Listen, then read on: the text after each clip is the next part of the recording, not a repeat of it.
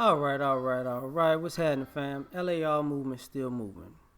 Book is entitled Lessons from a Non-Custodial Father. At Amazon, Kindle, and Create Space. A link will be in the description box below, as usual. This video is entitled Black Mothers and Black Sons.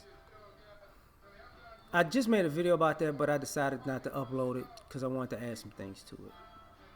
So I'm going to try to just hit straight bullet points and sometimes explain some things. First, there's a miscommunication between black mothers and black sons because for some odd reason, black mothers think at a particular point that their sons are going to have the same relationship with society that they do as females. And that's not the case. And I don't know why it's so prevalent, but I'm black. Yeah, you are black, but you're not a black. You're a black woman. You're not a black man. The world doesn't treat you the same as they treat the men, but they don't get that. Like they need to have a good amount of wake up calls. Cause even when I deal with my own family members, my little like nephews and cousins and stuff, my mother's always we have to tell them over and over again, this is not how that's gonna play out, and they can't wrap their heads around it at first. They like, is it? They're not gonna act like that, and then they're always behind the curve, because it's like, wait, like when they're kids, they're assuming that society doesn't even view black boys like when they're children as threats and don't want to try to break them mentally and physically. Because they don't see that, they didn't see that happening to them as girls. It's like, nah, that's not how it works. So that's that creates that's one of the things that humps you're gonna have to get over. Because like I'm in my late 30s, and I remember I had a kind of like a family trip with my mother and my son, and we was at this hotel, and she thought the food that I wound up buying was going to react the same way to my male body that it reacted to a female body. And caveat, we don't have the same body parts. So I had to like, really? Like, like, have you lost your mind? And so, but that's how prevalent that is. I still deal with that now. And there are guys who can tell you the same. The other thing is education. The thing about it is, black moms expect that society is going to be fair to their sons. So, and that comes in education too. They act like the teachers really can't go home and be racist, or really can't take out their prejudice on their children in the classroom. Like that reality doesn't really exist. Like they won't create a caste system in the classroom. And I guess that's because of their childhood experience. Like, we as men, we all get that there came a point where most of the boys just didn't want to talk in class. Why these guys want to play like they stupid? It's not that they want to play like they stupid. They just don't want to deal with arguing with a teacher and a whole classroom full of people because they might be smarter than everybody. And then they got people who are stupid hiding behind that too.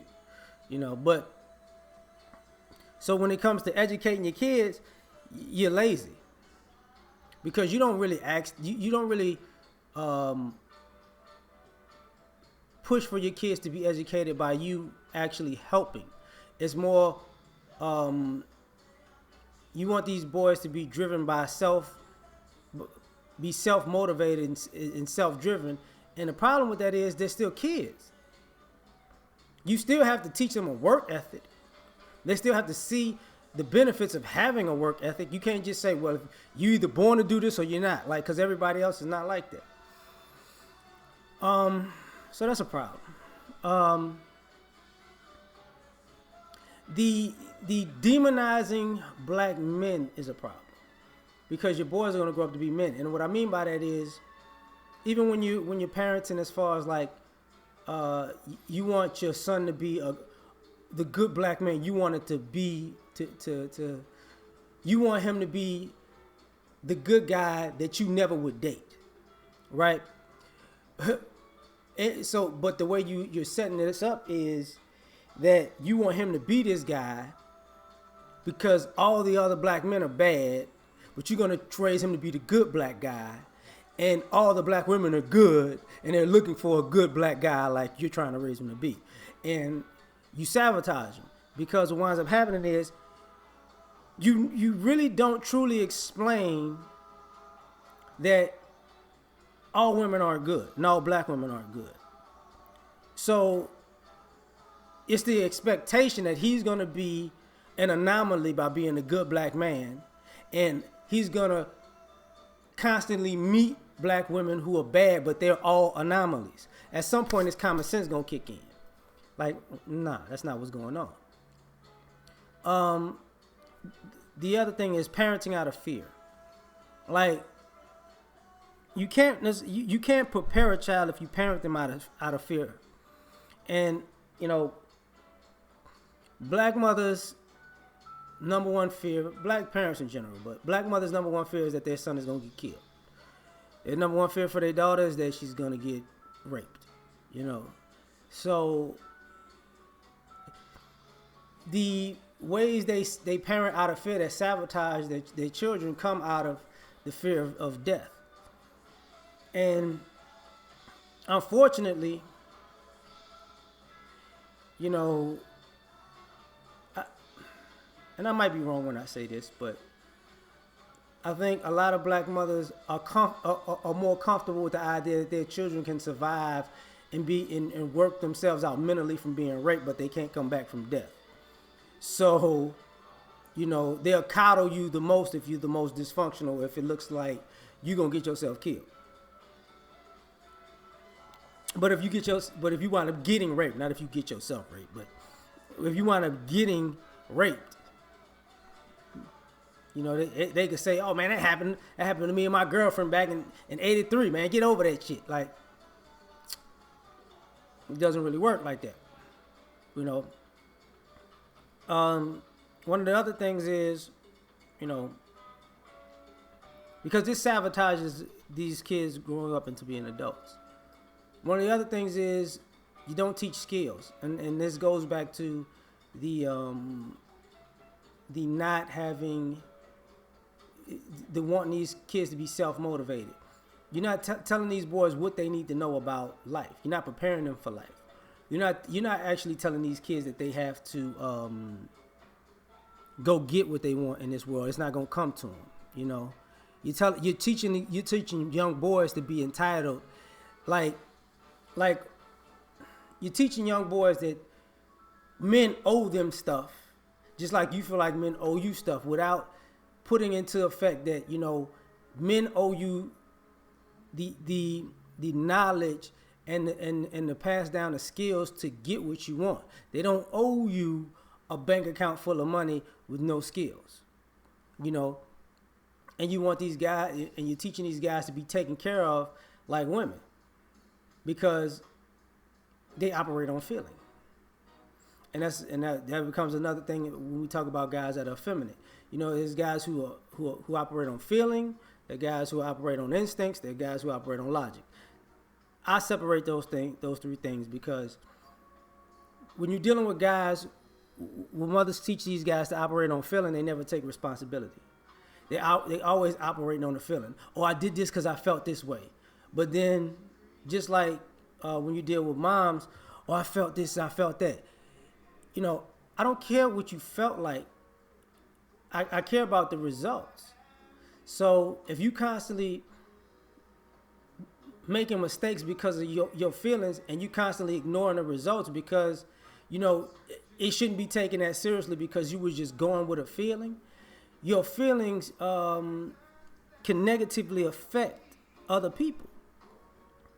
So but like I said, if a person's going on their instincts, they understand they're taking a chance, and they and whoever's involved with them are actually gonna have to pay the cost for them taking that chance, because you operate on instinct. It's just you feel like in a word but if you mess up, it's on you. And the thing with logic is, when you operate on logic, you pretty much know the results. It's a theory that has been put into practice, so you pretty much know what's gonna happen. So a lot of times you're teaching these boys to have their logic be trumped by their feelings, and then they think that society is going to take them seriously. No, absolutely not. And everything doesn't matter. You can't be a man who always operates on feelings. Oh, that didn't matter. I just felt like that time, and that was messed up, but that's how I felt. And this time I felt like this, and that didn't. Your kids ain't eating. You ain't eating. You ain't got nowhere to live. You get what I'm saying? Like the lights off because of all these feelings. That's what happened. But you should let all that slide because of how I felt. No, I shouldn't. The other thing,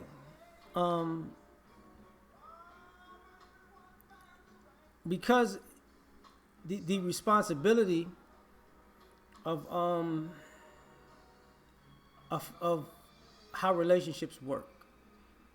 What I mean by that is, there are people who are going to say, well, where are the men at? Well, that's one of the relationships that black mothers and black sons have, because the son's going to come to find out if dad didn't want to be around, and we're going to write that parent off. Or if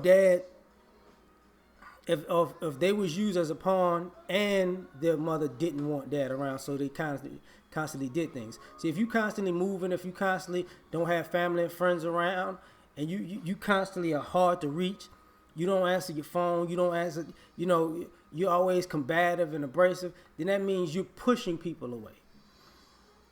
So when the kid figures out, if dad walked away, like, man, I ain't got nothing for you, man. But if dad was pushed away, then it's like, I still love my mama, but I can't really hate you, because is it really like, I'm mad at you because the plan was to try to get you out of my life. I can't do that. I moved 17 times, and I remember that we never gave you the phone number, we never gave you the address. So, and I remember you showed up a few times, so that means you had to find us a few times, So that type of thing.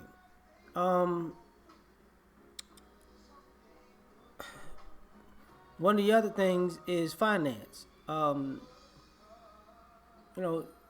of these kids are told that they need to be a man too early when they weren't taught the skills to create any kind of income for themselves, and others were never taught that they needed skills because they were a meal ticket for their mother, and she got guilty. And since she robbed the kid of his childhood, I gotta wait till he becomes a real man and gets on his feet. But either way, that doesn't work out well, because either you sending the kid out to the streets, or you sending them, you're letting them waste their life away. One or the other. And I think the part that I think young ladies have, or young women have the biggest problem with now is,